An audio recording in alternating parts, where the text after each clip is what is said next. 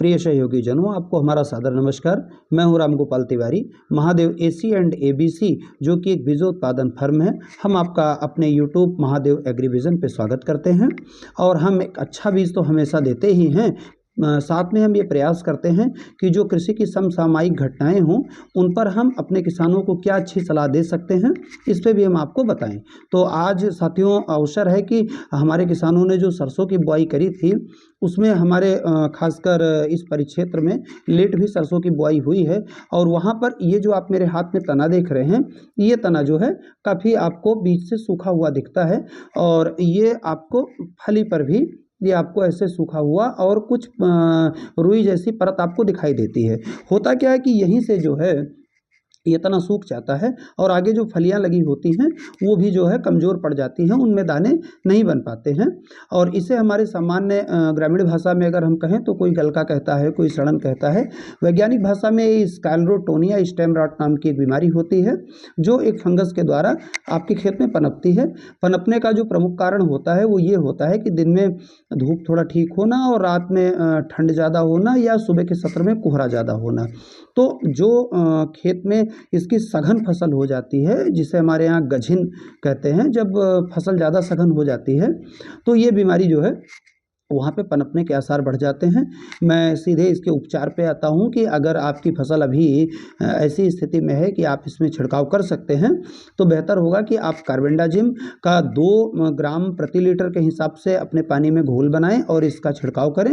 और अगर ये आप नहीं कर रहे हैं तो आप मेटालॉक्सिल मैनकोजेब का तकरीबन 1.5 ग्राम प्रति लीटर के हिसाब से आप घोल बनाएं और छिड़काव करें। इससे बीमारी आपकी नियंत्रित हो जाएगी और आपको एक अच्छा उत्पादन मिलेगा। वरना समस्या ये आएगी कि ये जिस तने में लग जाएगी या जिस पेड़ में लग जाएगी वहाँ से आगे का वो पूरा हिस्सा कमज़ोर हो जाएगा, वहाँ पे पैदावार आप मान के चलिए नहीं मिल पाती है, वो खराब हो जाता है या दाना बहुत छोटा रह जाता है।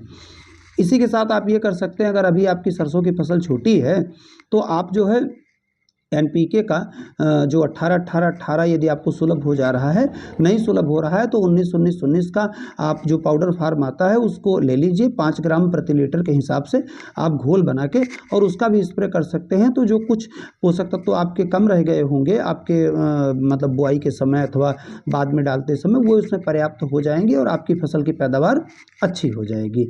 आगे ईश्वर न करे आए, लेकिन माहू भी सरसों में एक कीड़े के रूप में आता है। माहू के लिए सामान्यतः हम सस्ती दवाइयों में बात करें तो क्लोरोपाइरिफास का तकरीबन 2 ml प्रति लीटर के हिसाब से आप घोल बना के छिड़काव कर सकते हैं।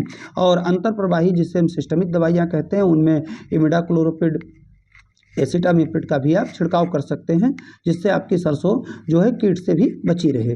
तो ये सामान्य कुछ 1-2 चीज़ें करने के बाद आप अपनी सरसों की अच्छी पैदावार प्राप्त कर सकते हैं। हाँ, ये भी ध्यान रहे कि अगर आप इस दवा के साथ जब आपकी सरसों फ्लावरिंग अवस्था में बन रही है उसी टाइम अगर जो है आप एनपीके जब डाल रहे हैं तो 1 ग्राम प्रति लीटर के हिसाब से पानी के हिसाब से आप बोरोन भी मिला लें।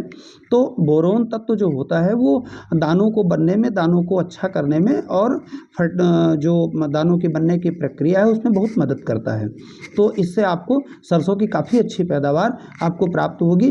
है क्या कि किसी बीज को पूरी तरह पैदा होने में एक तो अच्छा बीज होना चाहिए जिसे हम आपको देने का प्रयास करते हैं, और उसके साथ साथ जो कृषि की क्रियाएं हैं, जुताई है, खाद है और उसका फिर आगे का मैनेजमेंट है, दवाओं का, पोषक तत्वों का, खासकर सिंचाई का, इनको ध्यान देने की आवश्यकता रहती है। तो हम उस श्लोक को पुनः दोहरा लें, सुबीजम सुक्षेत्रे जायते संपद्यते।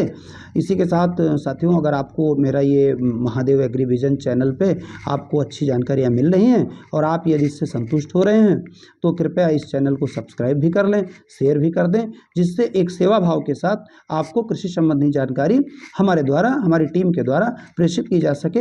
हमारे साथ बने रहने के लिए आपका बहुत बहुत धन्यवाद।